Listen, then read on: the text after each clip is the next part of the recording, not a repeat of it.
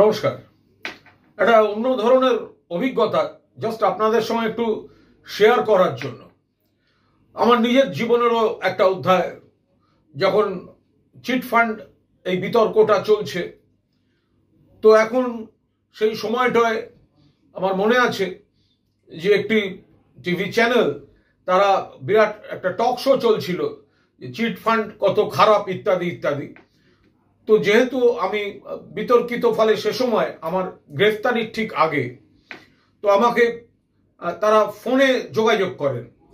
তো আমি তাদের বলি যে আমি তো সাংবাদিক, আমি তাদের সাংবাদিকতার অংশটায় কাজ করেছি, আমার মতো আরো অনেকে করেছেন, আমি হয়তো একটু বেশি উপরের দিকে কাজ করেছি, বা আমি কাজে অভিজ্ঞ, আমি একটু বেশি ব্যাপ্তি নিয়ে কাজ করেছি, কিন্তু আমার 1 টাকা নেওয়ার অধিকার ছিল না, আর ব্যাংক অপারেশন বা কোনো ফিনান্সিয়াল কাজকর্মের কোনো অথরিটি আমার ছিল না, অধিকারও আমার ছিল না, ফলে কোনো টাকা পয়সার মধ্যে কোনো কালে আমি জড়িত নই।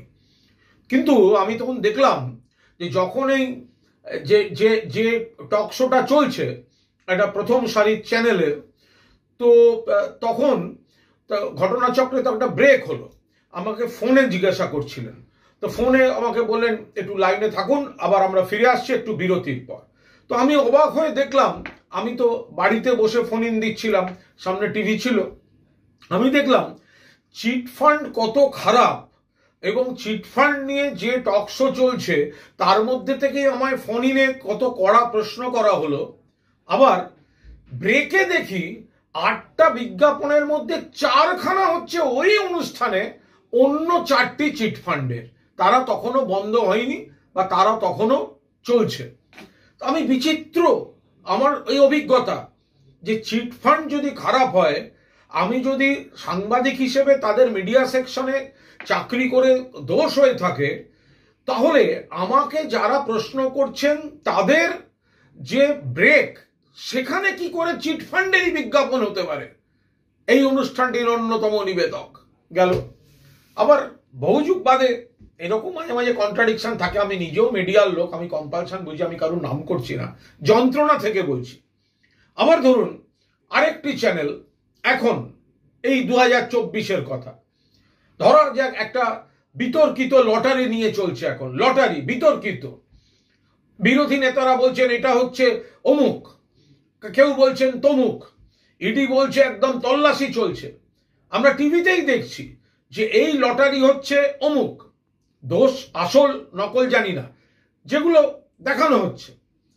আবার অবাক হয়ে দেখছি যে লটারির বিরুদ্ধে ইডি তল্লাশি বা ইডির অভিযান বা বিরোধীদের অভিযোগ ঢালাও করে যেখানে প্রচারিত হচ্ছে, সেই চ্যানেলের একটা বড় ইভেন্ট যারা স্পন্সর করছেন তার মধ্যে সেই লটারি।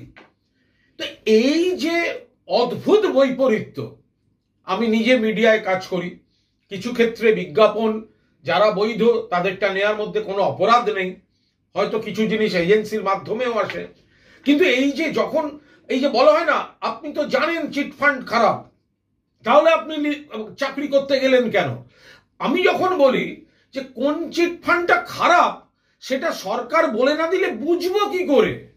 তাহলে আজকে যখন যে লটারি নিয়ে এত বিতর্ক হচ্ছে, বিতর্কের পরেও সেই লটারি যখন স্পন্সরশিপে আসে, তাহলে আমাকে যে কৈফিয়তগুলো দিতে হয়েছে জীবনভর বা দিতে হবে জীবনভর, তাহলে সেই কৈফিয়ত কেন মিডিয়া সমাজ দেবে না?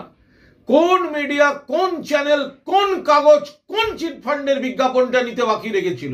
কুণাল ঘোষ বেতন হিসেবে যা পেয়েছে, ট্যাক্স দিয়েছে, বিজ্ঞাপন হিসেবেও যা পেয়েছে, সেগুলো ইডির হাতে জমা করেছে। কিন্তু যে চিট ফান্ডগুলোর কোটি কোটি টাকা বিভিন্ন মিডিয়া নিয়েছে, কাগজ নিয়েছে, চ্যানেল নিয়েছে, সেগুলো তো ইডির কোষাগারে জমা পড়েনি। আবার একইভাবে আজকের এই লটারি যদি বলেন, তাহলে লটারি খারাপ, লটারির টাকা কে নিল, তাহলে সেই লটারি স্পন্সরশিপও তো চ্যানেল নিচ্ছে।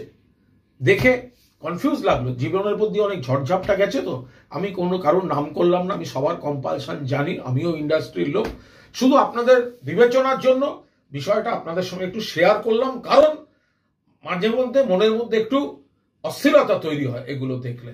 ভালো থাকবেন।